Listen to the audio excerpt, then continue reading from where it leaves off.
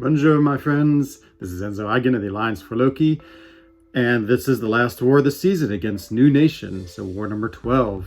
And I am back up and on path 7 in section 2. So back up for the first section. So I don't join the war at all, figuring I would wait and see just in case something needed, someone needed me or something happened. But then I'm going in with Thing and Torch and Archangel, so a little bit different team than usual. So it's been a very interesting season that I've been asked to use different paths and do different characters. And so, of course, I put my team together, and oh no, look what I've done. Oh, here's a huge mistake. I grab the 5-star Thing, and oh man. Yep, that has some interesting consequences. Dun dun dun. Okay, but you'll see soon. Okay, let's see. So yeah, all of section 1 is cleared. So this is about 5:30 in the morning. I've woken up. I like to wake up early because everyone else is awake on the United States. I'm going against this MODOK first. The MODOK doesn't seem too bad. The node seems reasonable. Actually, it scrolled by too fast in the video. I can't remember what it was, but I wasn't too worried with Archangel. Of course, just going to spam the heavy attack and try to get those neurotoxins up. And so, fight starts well. Heavy. So all I'm going to do is throw heavy assist. I'm not even sure if I'm going to throw any specials, to be honest.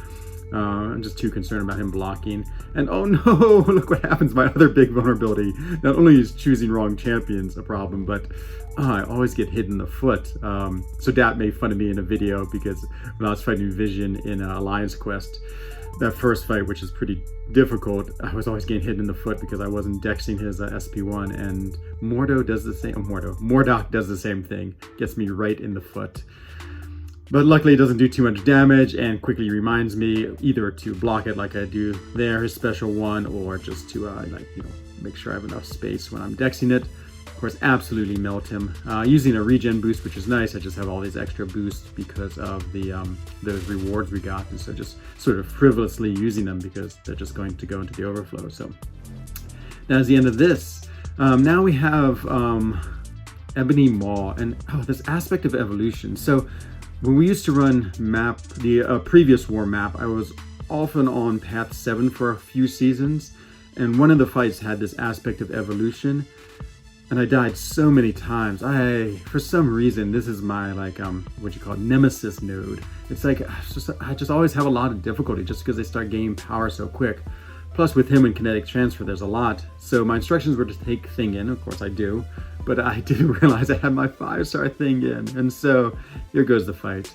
He is a defender, so he is stubborn, so that's an extra layer of difficulty. The kinetic transference also is pretty good for him too, because he's going to land a lot of power because I can only really block his attacks because he's hard to parry. So here he's just gaining power like crazy, and so it's like a new fight for me, and I always sort of struggle with new fights. But see here, I'm just going to have to block all of his SP2, and it basically almost gives him another SP2, and so now he's already back in SP2. So he's just gaining power like crazy. So here's probably the biggest mistake. Well, a couple of big mistakes. One is should have triggered my protection.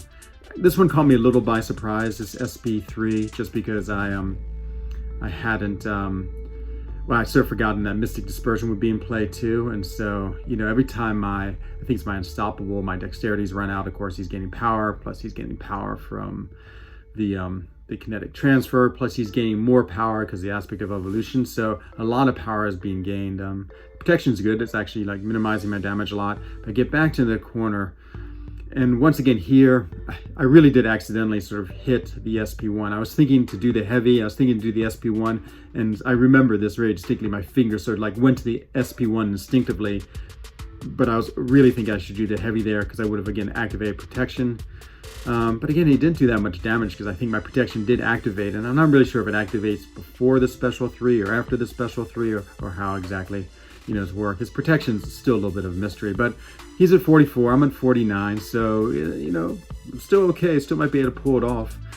He gets these indestructible, really annoying. I managed to get it off there.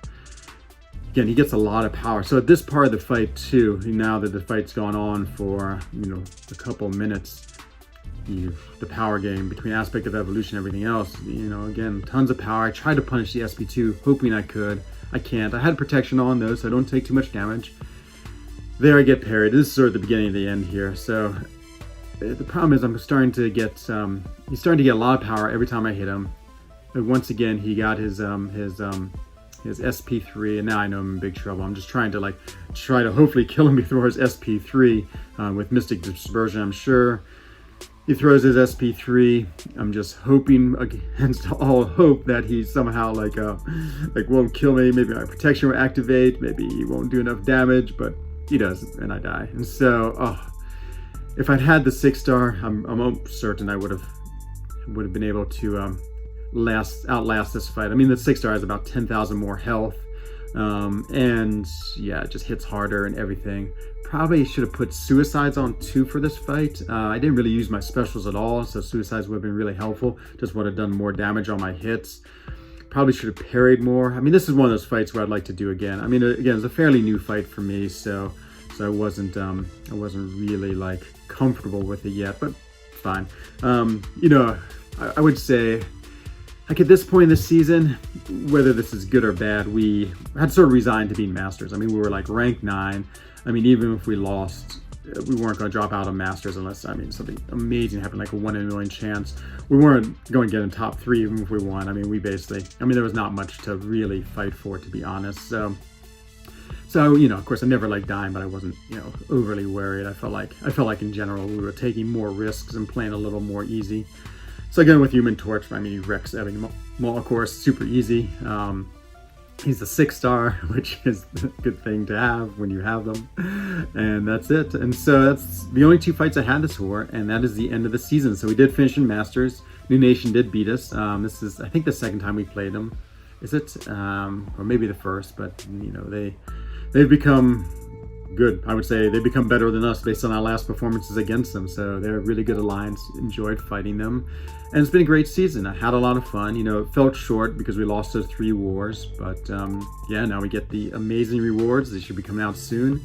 And that's going to be awesome. So thank you very much for watching. Really enjoyed making these war videos. Really cool season with the new map. And, you know, I feel like this is sort of my pattern is, you know, I have difficult seasons and then, you know, I learn. So that's why I guess I'm a sentiment being that is capable of programming himself. So hopefully the next season goes better. Let's go for the Deathless next season.